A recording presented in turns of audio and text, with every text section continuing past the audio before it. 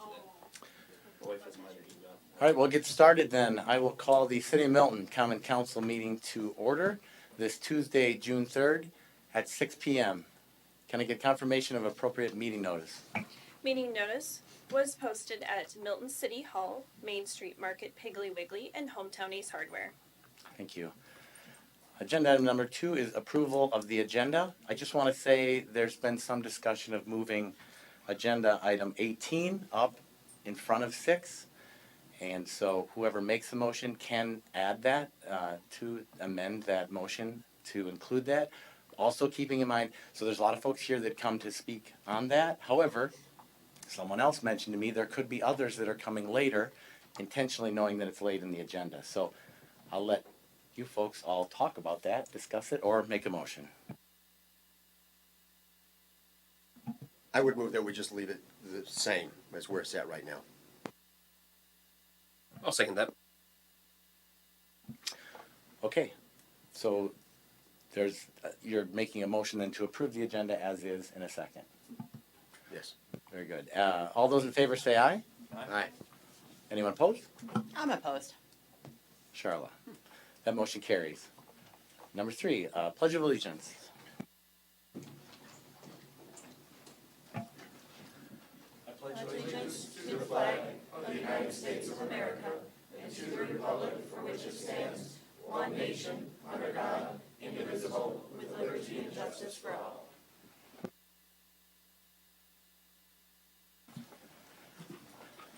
Agenda item number 4 is public comments regarding items which can be affected by council action. So we have some folks signed in. You can choose to speak now on a future agenda item or some general item, Rip. Or for those other than Rip, you can wait until your agenda item is called. But yes, Rip, please take the podium, and when you're finished, sign your name on the sign in there. There's one up here too. So. Okay. Hi, I'm Bob Ripberger, and An address, please, Milton. 635 Greenman Street, Milton, Wisconsin.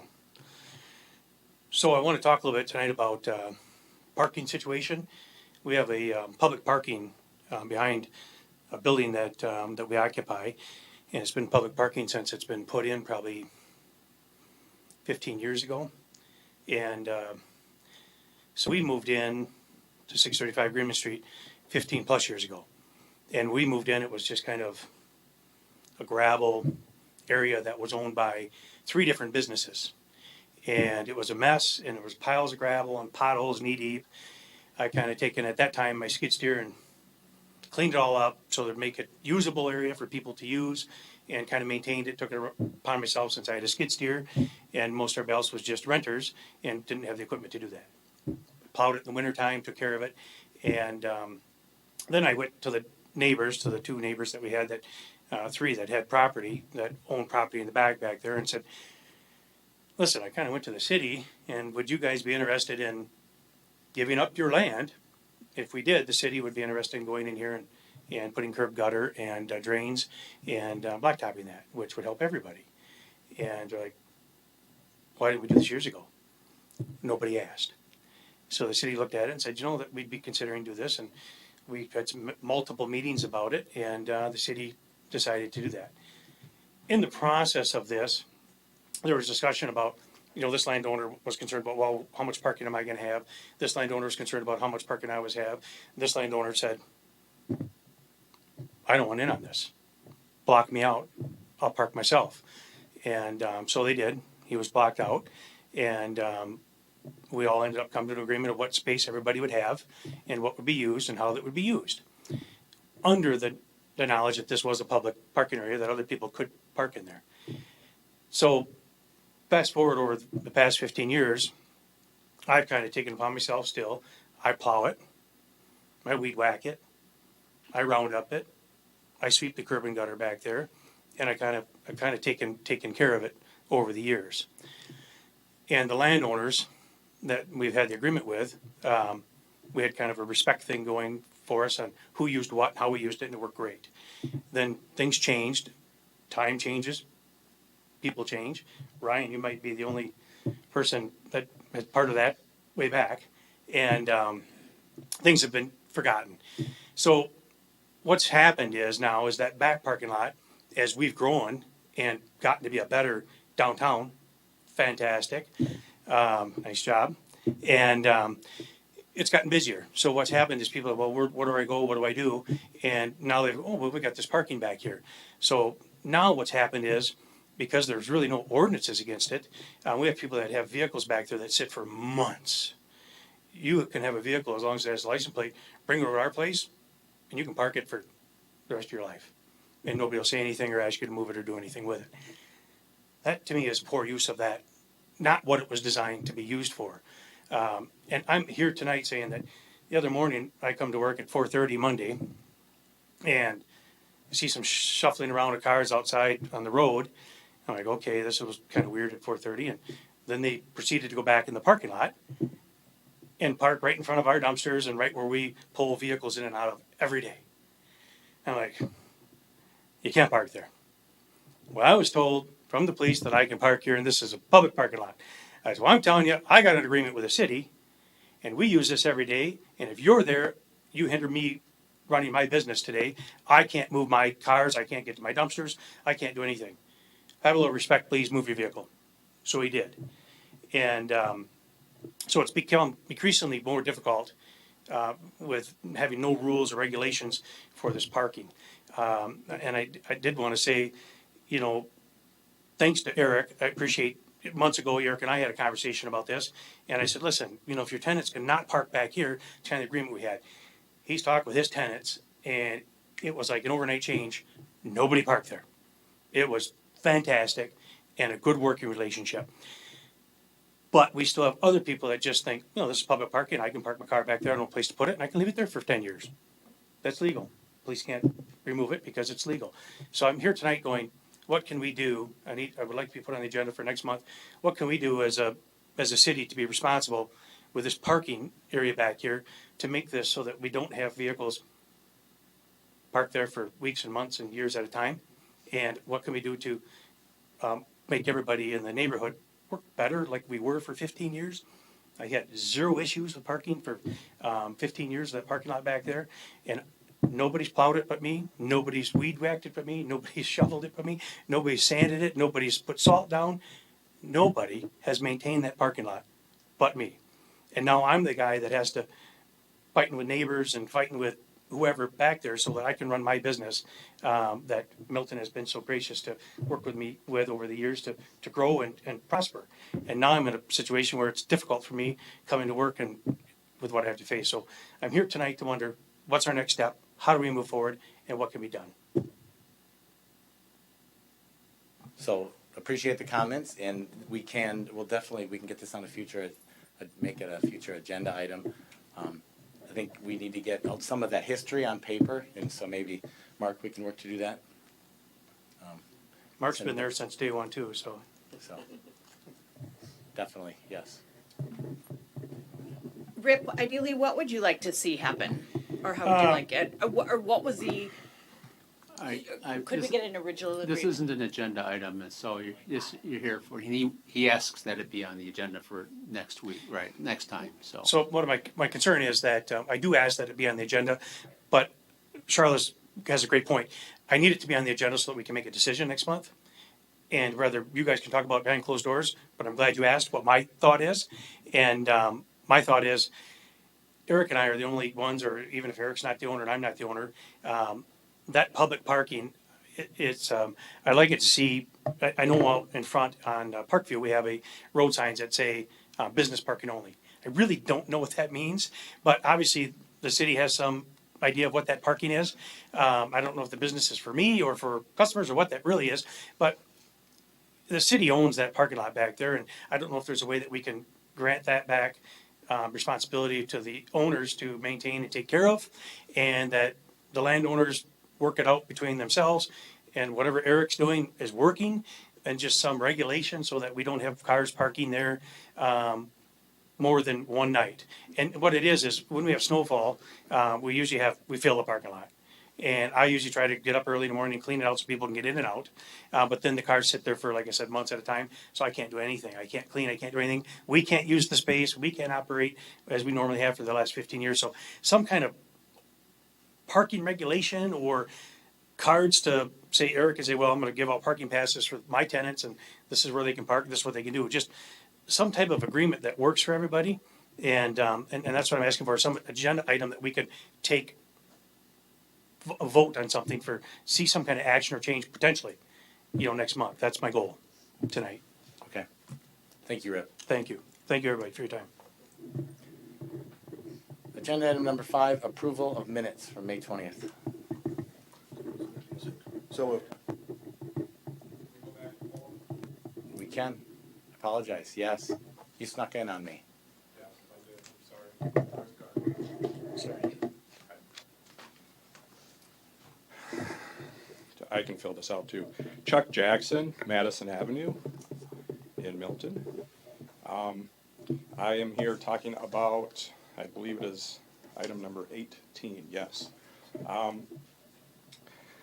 From the bit that I know, all the candidates have positive attributes that are looking to be on the council. And I think they all bring a different strength to the council. But only one ran and received significant support in the community by a vote system. This opening wasn't known because one of the sitting council members are running for a higher office. So the idea that this vacancy was going to exist should have been readily recognized by anyone. And I think that it's only fair that the person who ran for the seat would get the seat versus other people who have shown interest. I think the person who put the effort into being a candidate, running his candidacy, deserves to have the vacant seat on the council versus people who came in afterwards. And I'm not suggesting that they're not capable or able to do the job. I just think that the person who put the effort forth deserves the next step. That's all I got. Thank you. Okay. Thank you. I apologize for jumping over you, Chuck. That's Is there all right. anyone else that would like to speak at this time? Okay then. Moving on to agenda item number 5, approval of minutes. So moved. Second? There's a motion and a second to approve the minutes. All those in favor say aye. Aye. Opposed? Motion carries. Agenda item number 6, discussion and possible action regarding the special event permit application received from Open Doors Foundation for the Milton 4th of July Festival. So again, as we've been doing with these special event permits, we don't have a cover sheet necessarily to read, so I guess I want to ask you, Chief, if you saw anything with this first special event application that you had issue with or that you wanted further clarification on?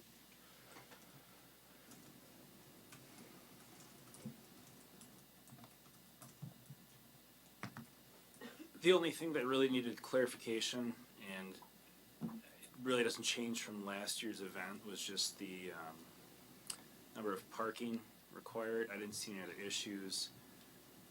I don't believe I had another. I did have a suggestion for the site map, and that was provided. So that was taken care of, so there were no other issues from the police department side. Okay. Do you wish to speak at all on the? No, I this? just wasn't sure if I was supposed to come up and talk about it. You can answer questions if anyone has any questions. I have a question. And I'm just trying to understand the process of so you split off, there's 2 applications or 2 special event permits. Help There's me understand, what? There's 3. Oh, 3, sorry. Sorry, I'm Jenny, by the way. Jenny Hensey, 1153 Brown Drive, Milton. Perfect. What's the purpose of the 2, the July 4th and then the 3rd, 5th, and 6th? Are you talking about the festival and then the Rhythm and Booms event? Yeah, okay, so it's 3, It's 3 events. So there is the festival itself on the 2nd, 3rd, and 5th. okay, It's the Rhythm and Booms fireworks show and carnival on the 4th. And then it's the parade, obviously, on the 4th in the afternoon.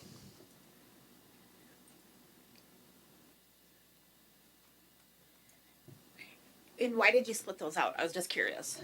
Well, we had discussed with Mr. Stockman Yeah. and Ken Smith that it would just be easier to separate the parade from everything. And then the fireworks are its own entity as well. So we Got just it. separated everything. Got it. Okay. I was just curious. And then Chief, you're, what, something that I know had come up at a meeting before when we were talking about the 4th of July is there's question on the responsibility of all of Schilberg Park. So when you guys have, when the event is thrown, Open Door Foundation is responsible for all activities in the Schilberg Park, is that correct? Because I've had questions from the community ask this. Yeah, so the school grounds or school property is given, or that they get the event for fireworks 2nd, 3rd, 4th, and 5th. They get permission from the school district.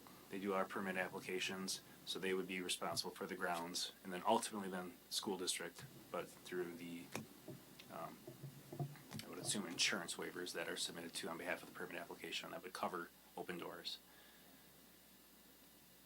And you're comfortable with the security and or the police being able to cover this amount of people and that large amount of space, correct? I'm not comfortable with it. It's what we end up having to do due to our limited resources and staffing. When you take the 4 days of events, ordering people in on days off to cover it, we had requested Open Doors to look into security, private security, in addition to law enforcement presence at the grounds. I reached out to area municipalities for extra resources for manpower on the grounds too, and just due to the timing, with every other community having a festival of some sort or a parade, I have gotten no responses for other communities being able to assist us. So we went from one person on the ground back in 23 to 2 on the grounds during normal busy beer tent hours. And then I know Mr. Hensey said that they would have some other event volunteers in place to act as, I guess, beefier than normal volunteers. Whatever that means. So not a legitimate private security firm, but more event volunteers that are either former military or former law enforcement that could work in conjunction, or at least help us detect some things or point some things out. And I just, thank you. We appreciate Open Doors in all their hard work. I know it's a huge undertaking, so it's a great event. I just want to make sure that it's clear if anything does happen, what's the city's responsibility. Understood. I just have a couple quick questions. Chief, I noticed on the security agreement, is it just an oversight that it's not approved, or signed and approved by you? I did. Is that a clerical oversight? I was waiting on, I can't recall what it was. I spoke with Clerk Sell regarding that, but I did sign one this afternoon and attached it. That would just have been an oversight if it's not the updated one. All right. And quickly, It was my copy is the one I have up as signed.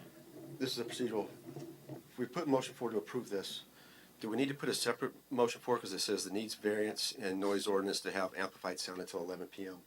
Is does that fold right into the motion, or do we need to include that specifically in the motion if we're going to grant a variance for noise? I can actually put that in the ordinance, that it's the police chief that actually can grant for that amplified noise for the, past, I believe it's 10 PM. Yes.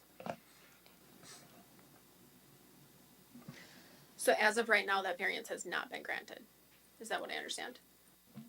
Based on signing of the permit application, it would be granted if I'm signing off on it, just similar to last year's as well. Okay, thank you. Do we have any other questions or a motion? I'll make a motion to approve the special event permit application for the 4th of July Festival, Open Doors Foundation. Second? There's a motion and a second. All those in favor say aye. Aye. Opposed? I abstain. One abstention. Motion carries. Agenda item number 7, discussion and possible action regarding special event permit application received from Open Doors Foundation for the Milton Rhythm and Booms fireworks event. I'm gonna ask you the same question, Chief, or Mark, if anybody, staff has any issues with this permit application. I have no issues from the police department. Okay, nothing. Does anyone have any questions or? Do we have parking for 2,666 cars? I'm just curious. Yeah, it's tight, with the use of the school grounds though, and the lower, I guess, northern lots of the school district and down Hilltop and the side streets, there's ample spots. Obviously, it's very difficult getting out, but coordinated effort with law enforcement and other open doors staff to kind of facilitate that though. I'll make a motion to approve the special event permit application for the July 4th Rhythm and Blooms. Second. There's a motion and a second. All those in favor, say aye. Aye. Anyone opposed? I abstain. Derek abstains. That motion carries. Agenda item number 8, discussion and possible action regarding the special event permit application received from the Open Doors Foundation for the Milton 4th of July Parade. I'm going to ask the same question. If staff has any issues or questions specifically for Jenny on this, or if we're good. Good from the police department. Very good. The only issue that exists this year is County N is our local detour normally, and that's under construction during the event. So in discussions with the Department of Transportation, because it is a connecting highway and we have to detour state highway traffic off of State Highway 59 for the event, looking at the alternative routes that could work and finding one that the DOT has indicated they would approve. There will be some additional costs related to that. I do have a quote included from a traffic control contractor in the packet here tonight. The reason being, again, is that it's detour traffic control work on Expressway, which was going to require different signs than we have, and our staff is not set up for that work. So that's really the only change. Otherwise, the assistance from Public Works will be similar to last year. All right, thank you. And will that additional cost, that will be put into the final bill at the end when we look at the cost of the 4th of July parade overall for DPW? We would include all charges related, and then for the detour and for the traffic control. Do you have a rough estimate? The estimate for the detour that was provided to us from the company was $4,500.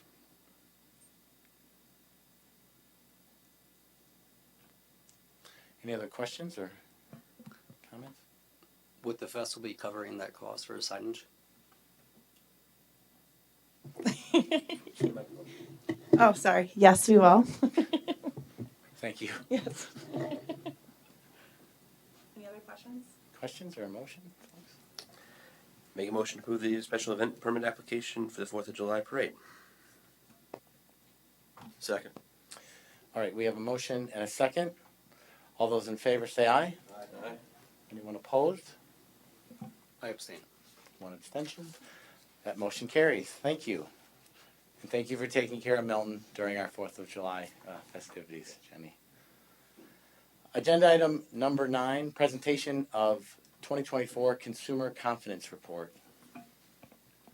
This is the annual Water Consumer Confidence Report. It's just this is a requirement of that report to provide public notice and to provide the report publicly. The report is available online or by request. There's no action required.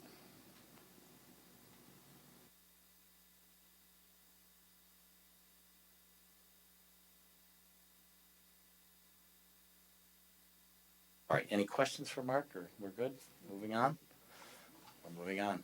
Agenda item number 10, discussion and possible action regarding the Compliance Maintenance Annual Report and Resolution 2025-16.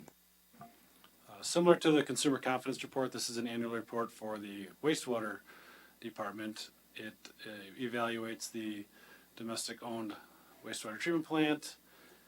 The treatment plant does have a high ranking. It scores 3.95 on a scale of 4.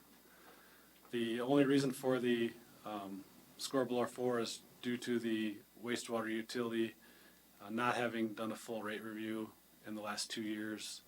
This is the same score we had last year for the same reason.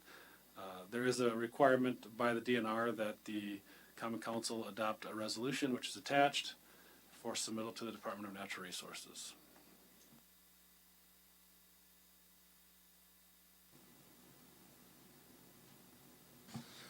Any questions?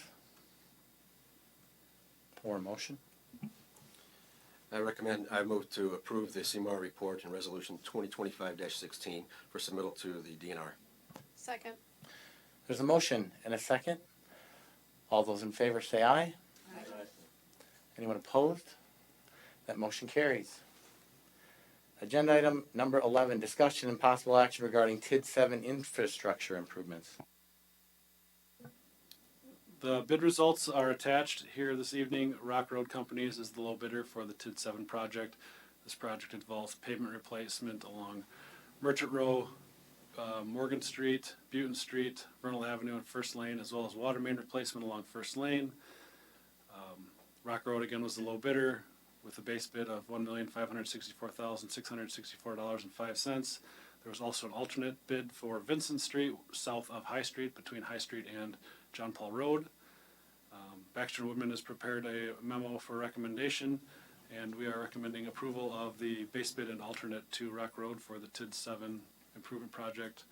And subsequent to this item, the next item is the funding, which will be funded through the TID. Thank you. Any questions for Mark? Or a motion?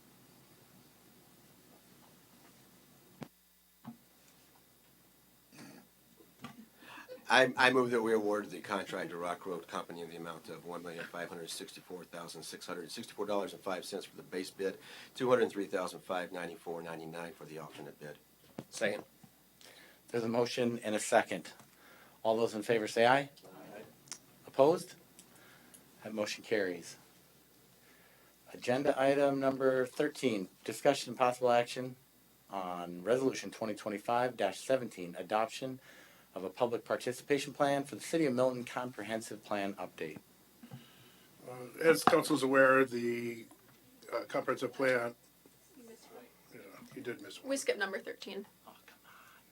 Sorry, excuse me, number 12. Number 12. I gotta do it when everybody's here. Okay, number 12, sorry. I never do this. Agenda item number 12, discussion and possible action regarding a request for proposals for financing of the 2025 TID 7 project. The city received bids for the 2025 TID 7 project, so now we're aware of the anticipated cost. To fund this project, we will need to borrow $1.7 million. These funds will be for construction and engineering. Administration anticipates providing request for proposals to the 4 local banks to request proposals. The request for proposals request financing of the $1.7 million in debt, fees associated with the issuance of debt, 6 equal payments, no prepayment penalties. So if we have an opportunity, we will be able to prepay that. The request for proposal and associated loan follows City of Milton's Council Policy Number 3 debt policy. Since the street and utility project is located in TID number 7, no general fund tax levy will be used to repay this loan. It will be paid solely by the TID funds. TID number 7 has 6 years left, and the anticipated revenue from the TID will pay for the cost of this project. Again, no general fund tax levy will be used. City administration recommends approving the issuance of the RFP for the 2025 TID project financing. Thank you, Paul. Any questions on this or a motion? I'll make a motion to approve the issuance of the RFP for the 2025 TID project financing. A second. We have a motion and a second. All those in favor say aye. Aye. Anyone opposed? That motion carries.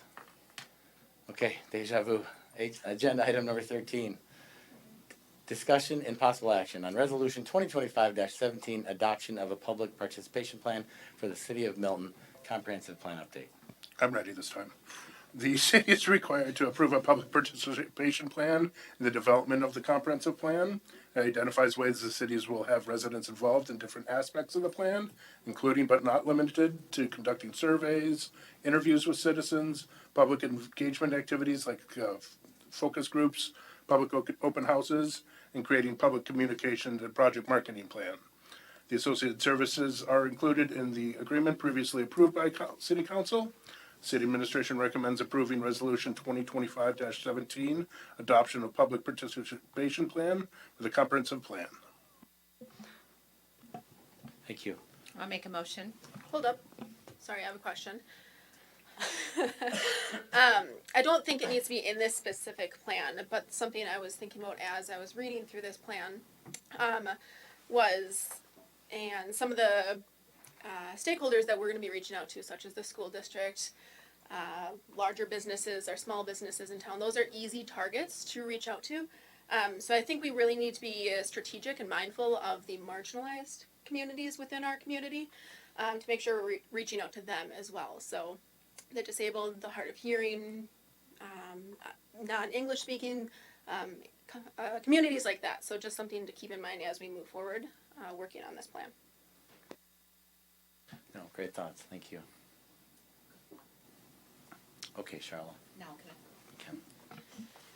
I make a motion to approve the resolution 2025-17, adoption of a public participation plan for the City of Milton Comprehensive Plan update. Second. There's a motion and a second. All those in favor say aye. Aye. Opposed? That motion carries. Agenda item 14, discussion and possible action regarding a request for proposals for city assessment services. The city assessor's contract is concluding this year. Staff would like to explore options for assessment services. City assessor's contract expires at the end of 2025. Currently, the city conducts maintenance assessment every year with reevaluation when needed. Staff would like to see if conducting market update reevaluation annually is financially viable. Conducting yearly market updates would provide for incremental growth to property owners' assessments rather than sporadic large jumps in years that the city decides to conduct a revaluation, such as last year. The attached request proposal requests firms to present both the maintenance agreement assessment and the market update assessment pricing for the council to consider. There's no fiscal impact for this request for a proposal. Selecting an assessor will have a fiscal impact in the future budgets moving forward. City administration recommends approving the issuance of the RFP for city assessment services. Thank you. Does anyone have any questions on this item? I'll make the motion to approve the issuance of the RFP for city assessment services. A second. Great, we have a motion and a second. All those in favor say aye. Aye. Anyone opposed? That motion carries. Discussion and possible action regarding a service line replacement ordinance and public service commission funding application. At the March 3rd, 2025 meeting, the City Public Works Committee recommended the Common Council adopt a lead service line replacement ordinance. The committee reviewed sample ordinances from other communities, as well as the attached information here tonight from Baxter and Woodman regarding the EPA lead and copper rule revision and lead and copper rule improvement. The attached ordinance was prepared by staff, reviewed by WDNR and City Legal Counsel. Current guidance from EPA requires all utilities to complete lead and galvanized service line replacements no later than 2037. In addition, the city is required to provide annual notification to all customers who have a lead or galvanized service line. Requiring replacement does reduce the risk of exposure to lead for customers and reduces the ongoing notification requirements of staff. Excuse me. There is no fiscal impact to the city with the adoption of this proposed ordinance. If the council did want to proceed with funding assistance for private service lines, an appropriate funding source would need to be determined. If water utility funds were desired to be used, an application would need to be prepared and submitted to the Wisconsin Public Service Commission, requesting authorization to use rate funds for private utility line replacements. As written, the ordinance requires private property owners to fund replacements of their private service lines. City Administration and Public Works Committee recommend adopting ordinance 2025-563, creating Article 2, Division 5, lead water lateral service replacement. Enactment of an ordinance requires a first, second, and third reading and a motion to adopt. If the council prefers, the second and third reading may be waived at the same time the first reading is completed. Thank you. Does anyone have any questions for Mark? I do. From the city finding out that there is a private service line to when that order is issued, how long is that? I know the order is issued for 30 days, but what is that time frame? The EPA, basically like when a service is disturbed, Okay. is what we'd be looking at. So if there's mainly this is going to apply for construction projects. Mm-hmm. It also allows for us to do inventorying of service lines that we don't know. really, if there's for example, if during the first lane project we just discussed, if a service line was discovered, that's when we would say, we would provide notice that you have so many days to replace that service line. And that notice would go out immediately? Or Yeah. pretty much Yeah. immediately? Okay, thank you. Any other questions or a motion? I do have just a couple points of, within this matter, is I asked Paul earlier of how many service lines we have in the city, like what, I want to have an idea of how many houses are we talking about? Is it 5 houses, 10 houses, 100, 1,000? And what I received, and I thought it'd be good for the council or council people to hear this, is we have 2,094 service lines in the city. We know of 12 on the property side that have known lead. 24 galvanized steel, 814 are unknown. So going to what Mark says is unknown.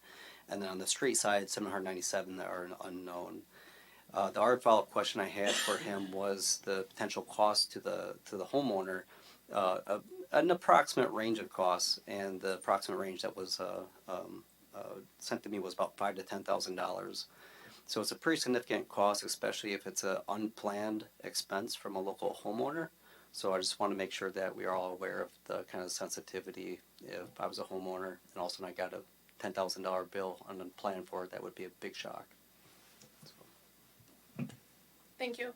And I want to add, not a contradicting piece of information, but something else to think about. In Wisconsin, when children are lead poisoned, 20% of their exposure can come from lead in water. So that's not, nothing, it's not huge, but it's something to keep in mind as well. It's definitely could be an exposure source for kiddos. And one more point of reference, kind of go off what Molly just stated as well, is we are also under the guidance that under the EPA, we have till 2037 with the current direction from the EPA to get this done anyways. So our hands are kind of tied to a certain degree. It's just matter of how we manage it is really what we're discussing. Molly, I would just like to add too that I reviewed the ordinance, and if there's a service line that's lead or galvanized that is leaking, that would also require replacement. So a homeowner could not repair that. And then Derek, to your point, the public side, the utility would fund that. So the cost would be for the private side only to the homeowner. It is substantial, but just to be clear. Thank you. All good points. Does anyone want to make a motion? I would move to adopt ordinance 2025-563, creating Article 2, Division 5, lead water lateral service replacement, waive the second and third reading, and adopt on the first.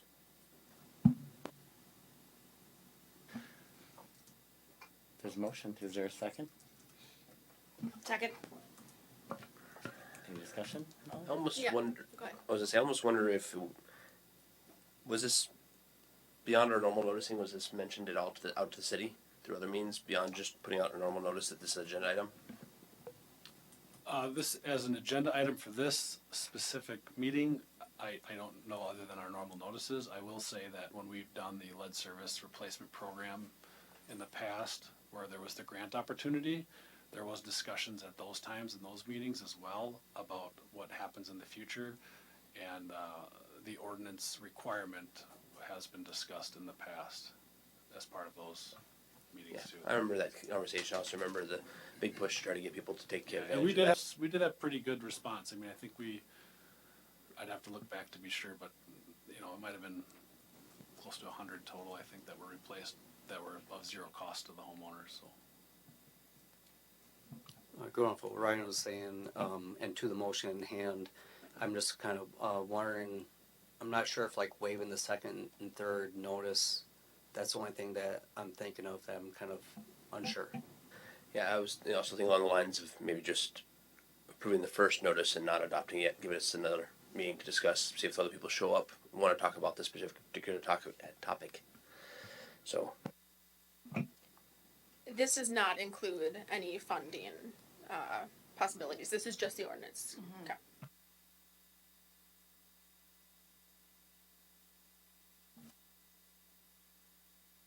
So we have a motion and a second. So I'll call for vote, and then if it dies, we make another motion. So all those in favor say aye. Aye. Opposed? Aye. Motion carries.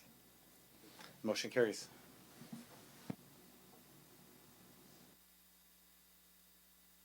Agenda item 16, discussion and possible action regarding a proposal from Angus Young for schematic design and planning services for the Milton Public Library HVAC system. A request for qualifications process was completed for design of improvements to the HVAC system at the Milton Public Library building. One vendor submitted a statement of qualifications, that was Angus Young. The library board elected to go with Angus Young and reviewed the first component of the work at their meeting last night.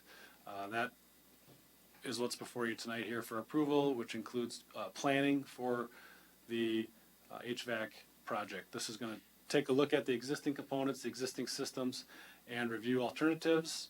And from there, a future project and agreement would be entered into with Angus Young to prepare design and bidding documents. The fee for the first initial component is $8,050. And again, it was approved by the library board last night. If there's any other questions, I'm glad to answer or try to answer. Any questions for Mark? I make a motion that we approve the Angus Young schematic design and planning services for the Milton Library. Second. We have a motion and a second. All those in favor say aye. Aye. Anyone opposed? That motion carries. Agenda item 17, discussion and possible action regarding ordinance 2025-564 regarding amendment of section 70-153 prohibited parking.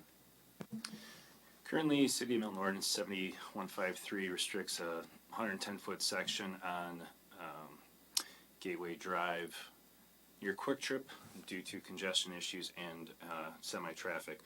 There is a section of the roadway from the Gateway Drive intersection at Sunnyside where parking is allowed on both the north and south sides, causing congestion to traffic on Gateway Drive.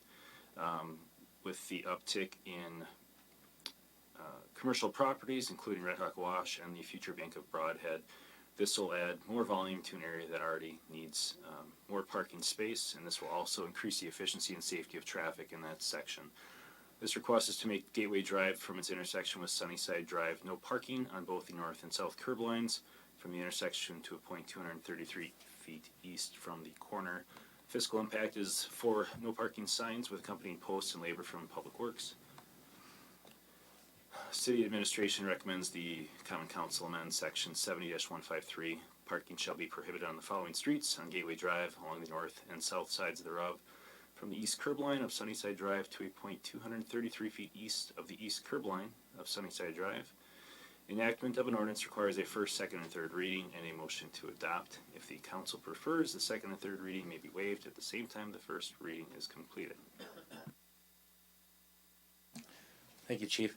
I will say it's ironic because I got a call this week from a concerned citizen that said the traffic is terrible, the semis can't get in and out of Quick Trip.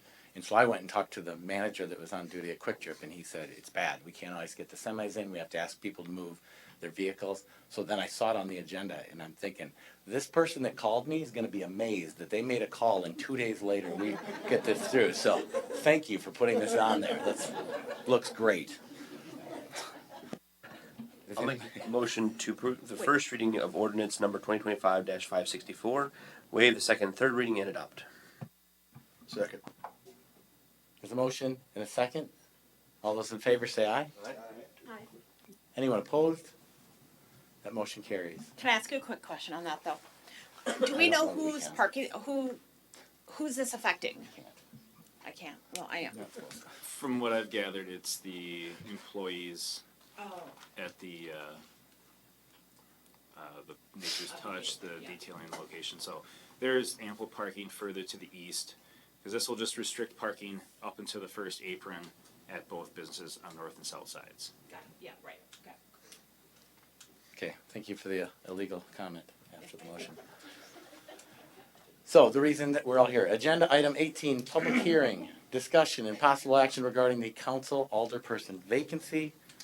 I'm going to first just read the excerpt from the policy regarding what we're doing here tonight.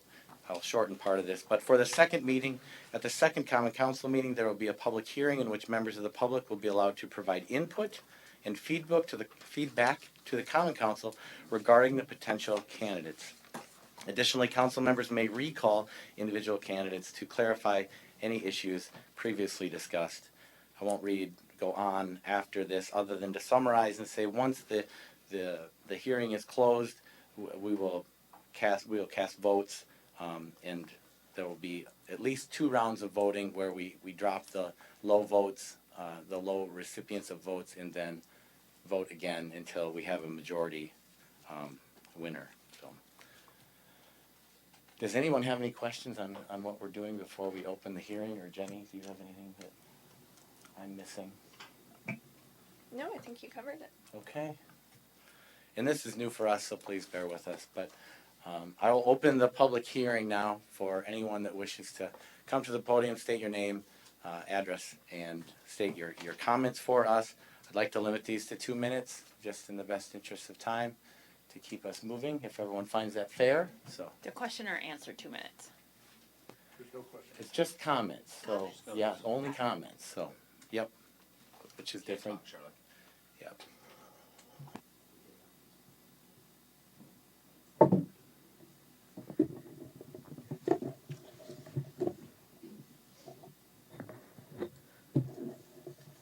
Hello, everyone. My name is Bill Wilson. I reside at 417 East High Street in Milton. I'm here tonight in support of Brooks Gallman for the open city council seat. However, first I'd like to thank all of those who put their names forward for consideration. It's really great to have so much interest in serving our community. Those who know me are aware that I recently retired from the city council after serving for 6 years. Because of that, I think I have a pretty good idea of what's involved in being an alderperson. Based on my experience, I believe that Brooks Gallman has the potential for being an outstanding council member. There's one obvious reason to select Brooks for the open seat, as well as numerous not so many obvious reasons. Chuck Jackson spoke to the obvious reason. While Brooks placed 4th among 4 candidates on the ballot, 998 voters selected him to represent them. He got 22.7% of the votes cast for the alderperson. The candidates with the next higher vote counts, both of whom were elected, got 24.4% and 24.7%. Top vote getter had 27.5%. It was a very close election. Brooks lost by less than 80 votes. The obvious reason is that Brooks put in the work of talking to people, collecting signatures of Milton, and getting his name on the ballot this past April. No one else seeking this appointment has shown their commitment of actually running for election. While that's important, I indicated that I felt there were some not so obvious reasons to appoint Brooks. And I believe that these are even more important than the obvious one. Simply stated, Brooks has done his homework. He serves on both the City Plan Commission and the Community Development Authority. I've had the pleasure of serving with Brooks on both of these bodies. In particular, I think that his service on the Plan Commission will prove to be a really strong asset to the city if he's selected to fill the aldermanic seat. Over the past year, Brooks has actively participated in the development of the new zoning ordinances for the city of Milton. These ordinances will likely guide development in the city for at least the next decade. Brooks has been part of the discussion of planned use developments. He already knows what an accessory dwelling unit is. He's been a vital part of sometimes difficult decisions that balance the city taxpayers' critical need for adding net new construction with maintaining a livable place with a hometown feel. As a new alder person, he probably has a leg up on almost all of his predecessors in terms of knowing about arcane but vital concepts such as tax incremental districts. In short, he knows his stuff. Finally, I want to touch on Brooks the person. While he'd be the first to admit that he's a data geek that I just described, he's also a devoted husband and dad of 2 young children. He's the spouse of a small business owner. We're over on time, Bill. All right, thank you. Thank you. For all of these reasons, I believe that Brooks is an exceptional choice. Thank you. And I'm expanding now to 3 minutes because I didn't want to cut Bill off, but thank you. I broke my own rule. All right, who's next? Who'd like to speak for 3 minutes? Okay, well, then you and Bill, on average, will be 2 minutes.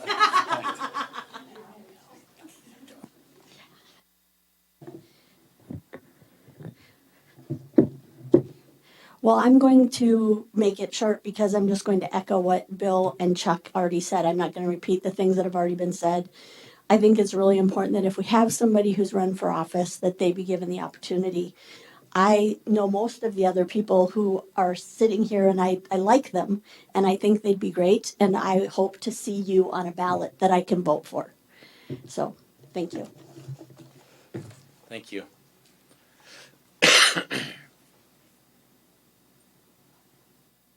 Anyone else would like to speak?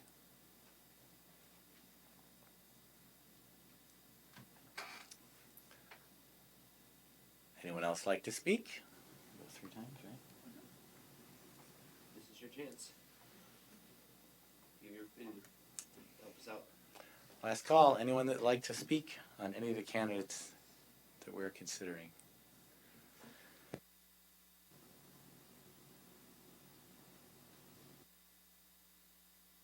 And will you guys be reading the one email into the Right record? now, that's what we were just talking about. Thank you, Ken. So we did have one email in, so. So we did receive one email statement to be read during this public hearing. It's from Anissa Welch, 877 Arthur Drive, number 5. Dear Honorable Mayor Stockman and Council, first, thank you to those who have chosen to run for election and have been seated on council, are incumbents, or have been elected mayor. I applaud all of you for choosing to be a public servant in our community. Also, I share this same appreciation towards those applying for the vacant council position for choosing to dedicate your free time to pursue public service in local government. It is a serious commitment to the highest and greatest good of our entire community. My understanding of the public hearing process as written is that it will follow a routine public hearing process.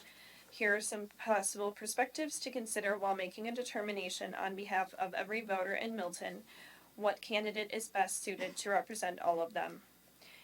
Is there a candidate that has exceptional experience or education that stands out, or fills a gap that is needed in a high-impact policy area?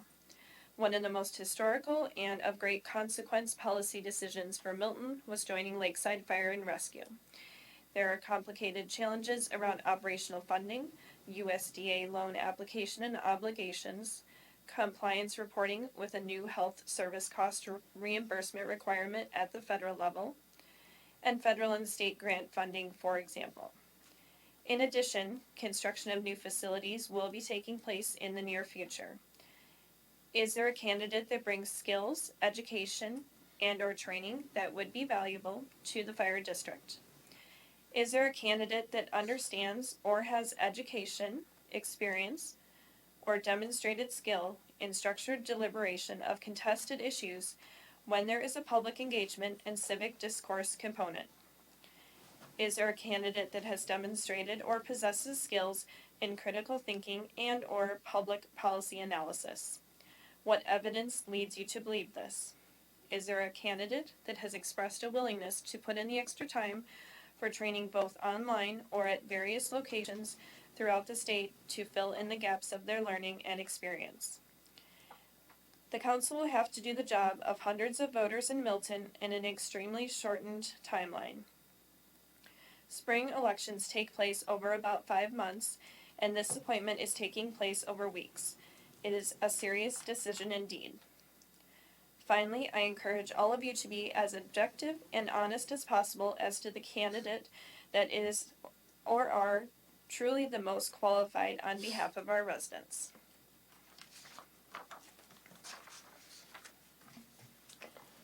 Okay, thank you.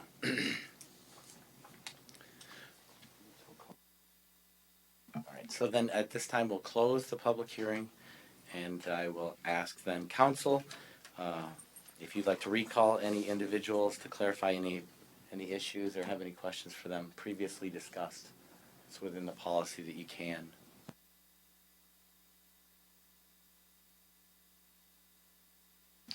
Okay, none. So we're going to move on to the vote.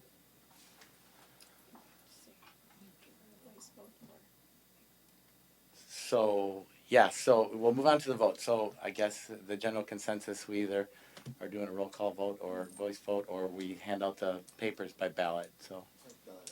Ballot? Sure. You want a motion for that, Jenny, or just go with it? Okay, so if somebody wants to make a motion then to suggest we move forward with the ballot, and we'll look for a second to vote. I'll make Good. a motion that we ballot for a vote. I'll second. Okay, we have a motion and a second to ballot for the vote. All those in favor say aye. Anyone oppose? Ken? That motion carries. So we will just, Ken. So we'll distribute the ballots. You still have to place your name, and who you're voting for on each. I don't get a vote.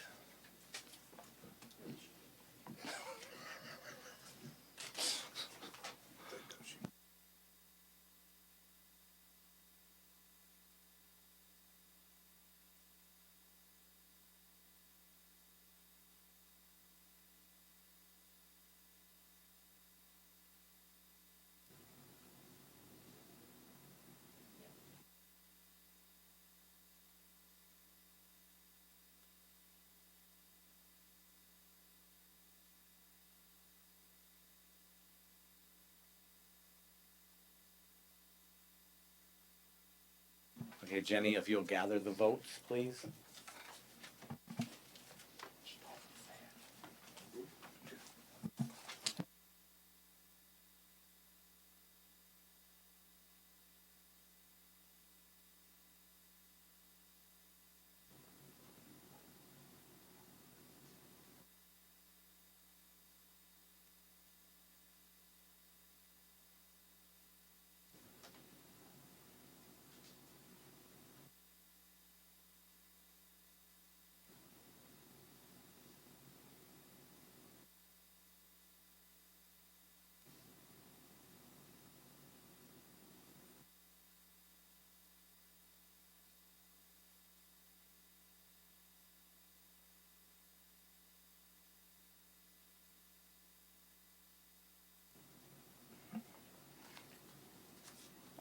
So we have received 1 vote for Terry Olson, 1 vote for Brooke Skolman, 1 vote for Michelle Reed, and 2 for Trent.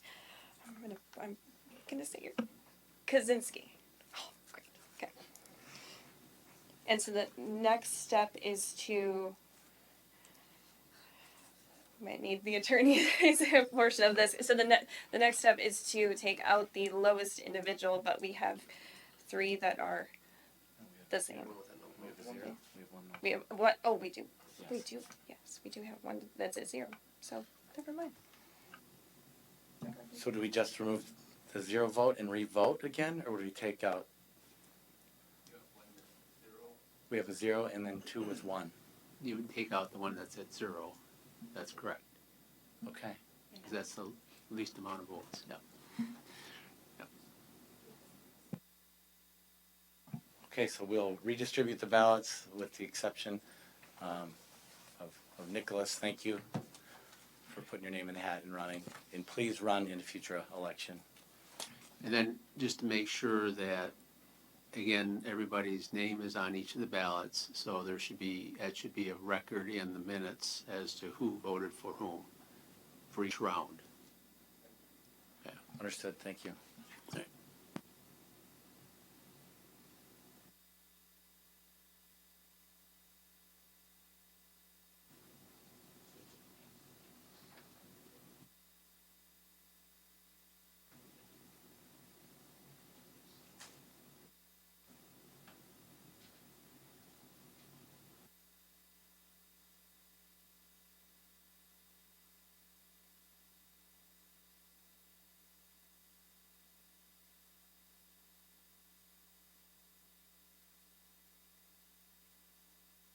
You can collect the ballots, Jenny.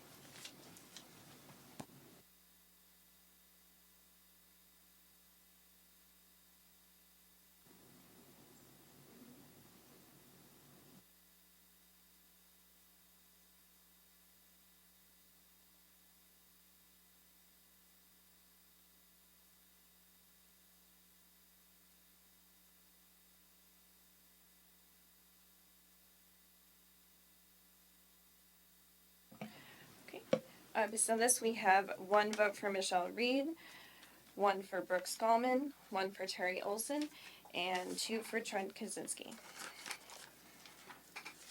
So, Counselor? Based on policy, we continue.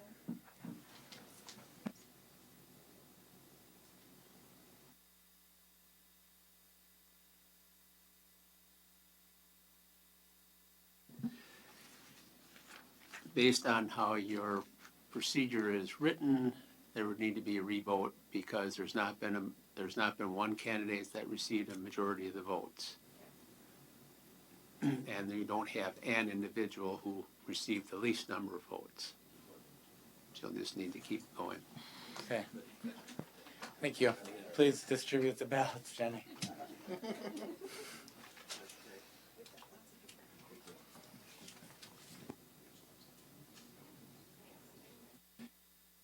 And just note that there may be, according to your procedure, there may be additional discussion by council members between each vote.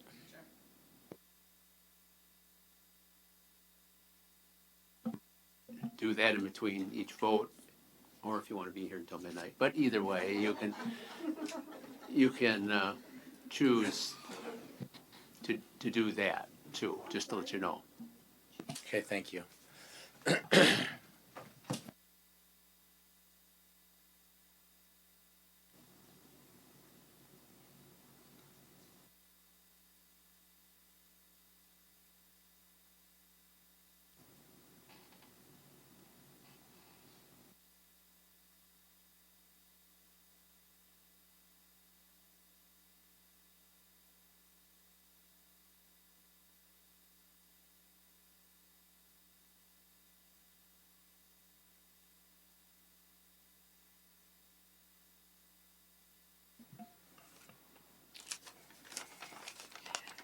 Okay, one vote for Brooke Skolman, one for Michelle Reed, and three for Trent Kaczynski.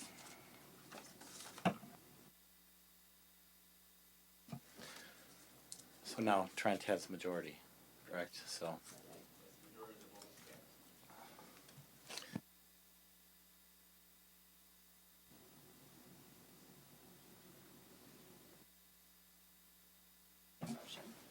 So then based on the procedure, we'd be looking for a motion then from council to recommend to the mayor for Trent to be appointed to the common council.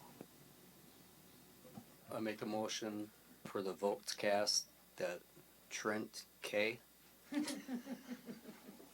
gets appointed to the council seat. Second. There's a motion and a second. All those in favor say aye. Aye. Opposed? That motion carries. So then, seeing this recommendation, I, Mayor Stockman, will appoint Trent K to the Common Council. And I would be looking for the council then to confirm that appointment by motion. I'll make a motion to approve the appointment of Trent Kaczynski. Yeah. Got it.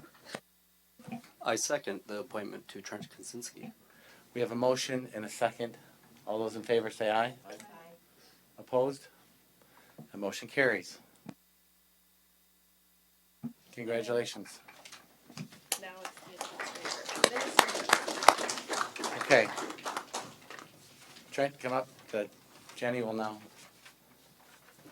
This happens fast. You take your seat.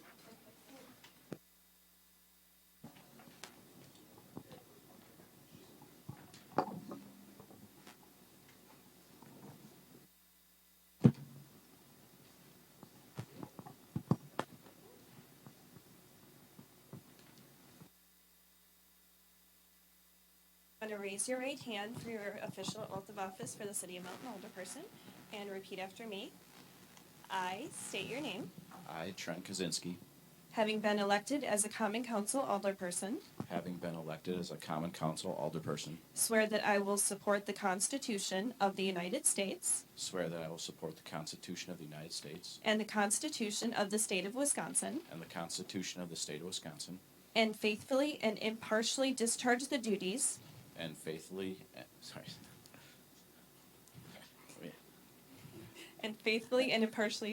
discharge the duties and faithfully and impartially discharge the duties of said office to the best of my ability. of said office to the best of my ability. So help me God. So help me God. Congratulations. Thank you.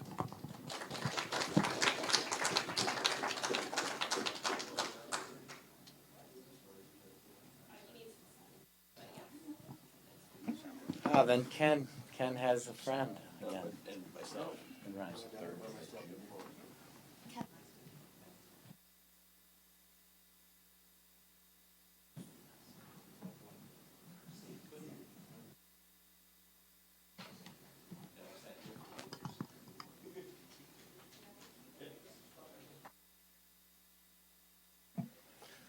Thank you all for running. My same sentiments goes to the rest of you. Please run in a future election. Please go the full Hope to see path all of of your names in the spring of next year. Yes. Agenda item number 19, then general items. We'll start with committee reports. If anybody has one to share.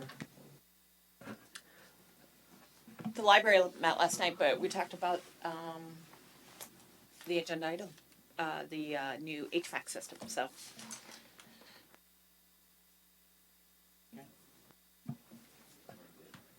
Historic Preservation met, and we talked about some signage going up that might be going up around the city, hopefully before too long, and looked at another sign, some historical signs that are going to be going around town. We also talked about cemetery cleaning, and then we're also looking for people who want to volunteer to help with taking a tally of all the names that are in the cemetery, Milton Cemetery. Missing them? Any other reports? No. Then I will move on to staff reports. Mark. The Northwest Street pavement replacement project, the pavement milling has taken place. The weather dependent, they might be putting pavement back this week, or else that will be early next week. The Shumway Pond grading project, if you've noticed, the pond has been dewatered, so that work is progressing as well. The TID project that was approved tonight will likely start later in June or July, and that's kind of where we're at. Okay, thank you. Paul. Two things. We did have a public meeting for the TID number 7 project. We did send out letters to all the people that are going to be affected or are on the roads of that project. We had very sparse attendance, but we did make the effort to bring the public in and make sure they understand what's going on. So we can lead a horse to water, but we can't make them drink always. But they had that opportunity. Second, we did receive our audit this week, our draft of our audit. Kelsey and I are in the midst of reviewing that, and I imagine it'll be presented to you in the next couple meetings. Thank you. Jenny? So since we don't have any more elections for the rest of the year, one thing that our staff is doing is brushing up on some election training. And then yesterday I was in Wauwatosa starting the process of becoming a certified trainer for election inspectors. So that would be within the entire state, but mostly in Rock County, so that it will be exciting. And also with our new Badger books that will be put into place in 2026, part of that training was a tabletop exercise. So just finding out more details of how those will work and the best workflows that we can put into place. So on Sunday, the Historic Preservation Commission hosted the Gravestone Preservation Workshop. Julie Marquardt was the trainer there, and she did an amazing job. We had about 15 people that attended that event, and they cleaned 23 stones, and they were all Civil War veterans. Thank you. Ashley? We had 14 applicants for our teen summer intern position, which was made possible thanks to a grant from the Department of Public Instruction. We have offered the opportunity to one of those teens, and I'm very excited to introduce them as a new team member to our library pretty soon. In case you didn't know, the library has a Red Cross Youth Club for teens in grades 7 through 12. It's an extension of the American Red Cross of Southwest Wisconsin. Each school year, they host a blood drive, do a fundraiser, host preparedness activities. But they were awarded an award from the Red Cross of Southwest Wisconsin. It was the Youth and Young Adult Hero Award. So the club and then all the teams throughout the years, we've had this club for about 4 years now. So that was very exciting. Adds to all of our awards. And then Monday is our summer kickoff event at 5 o'clock. We have the band Sweet and Sour Duo coming, as well as Steve's Deli Doghouse and the Ice Shanty with their food trucks. So come celebrate the start of summer with us. 5 o'clock on Monday. Very cool. Thank you. Chief. Back on May 9th, Code Enforcement Specialist Blaine Larson helped out at the Gathering Place, collecting medications from the community with Rock County Human Services. That seems to be a dwindling event for us with our prescription drug drop bin in our lobby. So over the years, historically, that number that we've received kind of goes down and down and down at those out in the public events as we continue to collect staggering amounts of medication in our lobby. Thankfully, it's under lock and key. Also, Jared Fish, our new school resource officer for the next school year, has been shadowing Officer Ryan Schneider at all the schools in the district to better acclimate himself and get a little head start into next school year prior to going off into some training this summer for the SRO position. Milton Public Works has completed the upfitting of one of our 2 squads for 2025. Chris and Mike, I want to give a shout out to those guys to do a phenomenal job and have saved the city tens of thousands of dollars on upfitting costs. And they are, it's wild what they can do with, and they're good assets to our city. So kudos for Mark to keeping those guys on board. Officer Nicholas Moore, newest hire, is midway through step 1 of the field training process with Officer Zabel and has had no issues and progressing as we expected. Public Works is also, their summer help is going to be assisting with our summer school crossing guard duties due to lack of interest in the position. So that'll help free up some space and also cut down on city dollars as well. Despite some community backlash, we wrapped up our Click It or Ticket seatbelt campaign. And it was, our department's aim with traffic enforcement, and this especially, is to educate the motoring public. Issuing citations isn't our objective, but it is obviously a possible outcome of a traffic stop, and is the most significant deterrent, albeit an arrest, from committing those continued offenses. So with each traffic stop, be it a verbal warning, written warning, or citation, our goal is not to have that violation repeated. And just so everyone is aware, that seatbelt ticket is $10, and it will not. There's no points associated with it. So my request is buckle up, please. And if you do get pulled over, just keep in mind that's us doing our jobs. We're not out harassing the public. So that's just my 2 cents as the guy that fields calls, and I will go to bat for my staff every time they make a legitimate, good, justified traffic stop. So thank you for letting me climb up and climb down from my soapbox. Thank you. Okay then, team building exercise. So I didn't share with everybody other than those that hit me up early. But if you could have any superpower, any at all, what would it be? Why? Go. Fly. Never having to sleep. The ability to absorb everyone else's superpowers at will. Problem with that is you're only absorbing them doesn't necessarily mean you get to use them.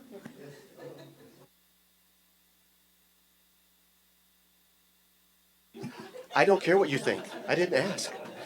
Teleportation.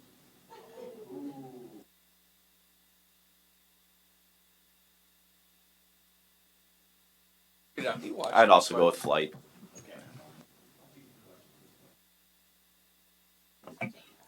I would like to be able to make the weather warm and sunny whenever I'd like to.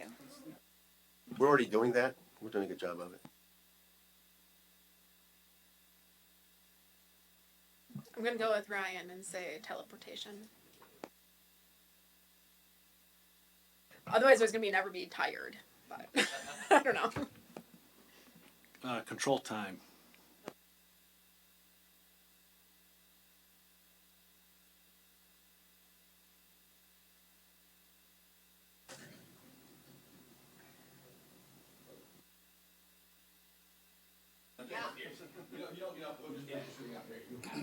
Our counselor's about to say something. Mark's gonna speak.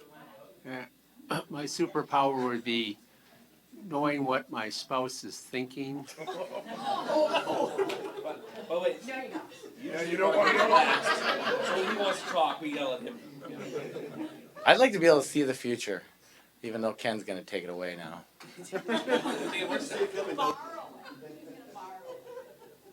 Okay, you can just yell them out, folks. Who's got one?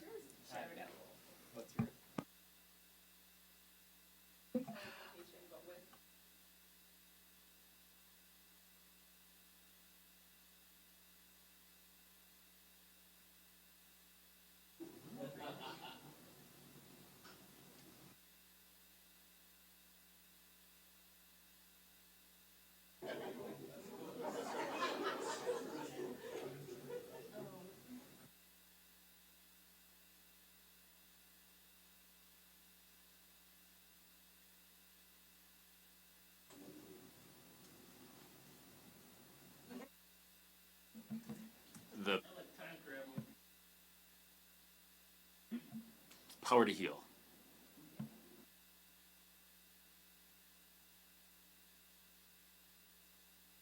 I would say ability to talk to animals.